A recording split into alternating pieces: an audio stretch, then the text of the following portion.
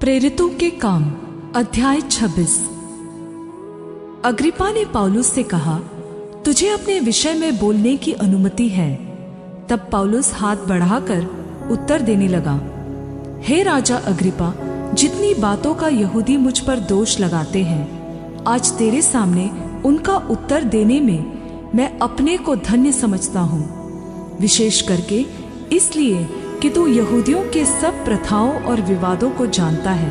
अतः मैं विनती करता हूँ, धीरज से मेरी सुन ले। जैसा मेरा चाल चलन आरंभ से अपनी जाति के बीच और यरूशलेम में जैसा था, यह सब यहूदी जानते हैं। वे यदि गवाही देना चाहते हैं तो आरंभ से मुझे पहचानते हैं कि मैं फरीसी होकर अपने धर्म के सबसे खरे पंथ के अनुसार चला, और अब उस प्रतिज्ञा की आशा के कारण जो परमेश्वर ने हमारे पूर्वजों से की थी, मुझ पर मुकदमा चल रहा है। उसी प्रतिज्ञा के पूरे होने की आशा लगाए हुए हमारे 12 गोत्र अपने सारे मन से रात दिन परमेश्वर की सेवा करते आए हैं। हे राजा, इसी आशा के विषय में यहूदी मुझ पर दोष लगाते हैं, जबकि परमेश्वर मरे हुओं को जिलाता है।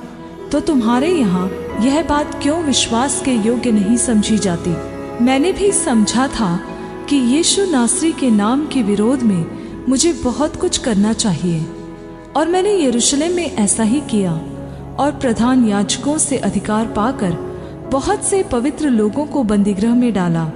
और जब वे मार डाले जाते थे तो मैं भी उनके विरोध में अपनी सम्मति देता था, और हर आराधनालय में मैं उन्हें ताड़ना दिला दिलाकर यीशु की निंदा करवाता था। यहाँ तक कि क्रोध के मारे ऐसा पागल हो गया कि बाहर के नगरों में भी जाकर उन्हें सताता था। इसी धुन में जब मैं प्रधान याजकों से अधिकार और आज्ञापत्र लेकर दमिश्क को जा रहा था, तो हे राजा, मार्ग में दोपहर के समय मैंने आकाश से सूर्य के तेज से भी बढ़कर एक ज्योति अपने और अपने साथ चलने वालों के चारों ओर चमकती हुई देखी। और जब हम सब भूमि पर गिर पड़े तो मैंने इब्रानी भाषा में मुझसे कहते हुए यह वाणी सुनी, हे शाऊल, तू मुझे क्यों सताता है? पैने पर लात मारना तेरे लिए कठिन है। मैंने कहा, हे प्रभु, तू कौन है? प्रभु ने कहा, मैं यीशु हूँ जिसे तू सताता है।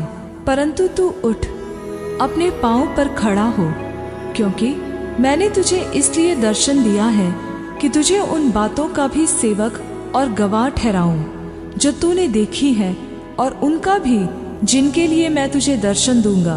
और मैं तुझे तेरे लोगों से और अन्य जातियों से बचाता रहूंगा, जिनके पास मैं अब तुझे इसलिए भेजता हूँ कि तू उनकी आंखें खोले कि वे अंधकार से ज्योति की ओर और शैतान के अधिकार से परमेश्वर की ओर फिरे, कि पापों की क्षमा और उन लोगों के साथ जो मुझ पर विश्वास करने से पवित्र किए गए हैं विरासत पाए। अतः हे राजा अग्रिप्पा, मैंने उस स्वर्गीय दर्शन की बात न टाली, परंतु पहले दमिश्क के, फिर यरूशलेम के रहने वालों को, तब यहूदिया के सारे देश में और अन्य जातियों को समझाता रहा कि मन फिराओ और परमेश्वर की ओर फिरकर मन फिराव के योग्य काम करो।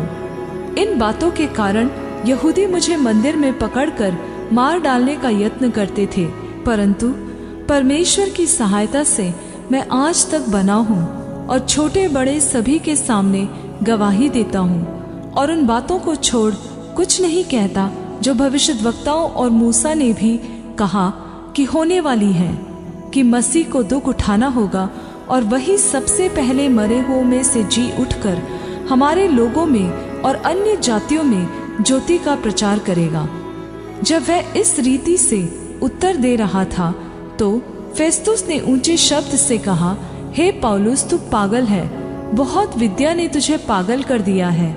परंतु उसने कहा, हे महाप्रतापी फेस्तुस, मैं पागल नहीं, परंतु सच्चाई और बुद्धि की बातें कहता हूँ। राजा भी, जिसके सामने मैं निडर होकर बोल रहा हूँ, ये बातें जानता है, और मुझे विश्वास है कि इन बातों में से कोई उससे छिपी नहीं, क्योंकि वह घटना तो कोने में नहीं हुई। हे राजा अग्रिप्पा, क्या तू भविष्यद्वक्ताओं का विश्वास करता है? हाँ, मैं जानता हूँ कि तू विश्वास करता है। अब अग्रिप्पा ने पौलुस से कहा, क्या तू थोड़े ही समझाने से मुझे मसीही बनाना चाहता है?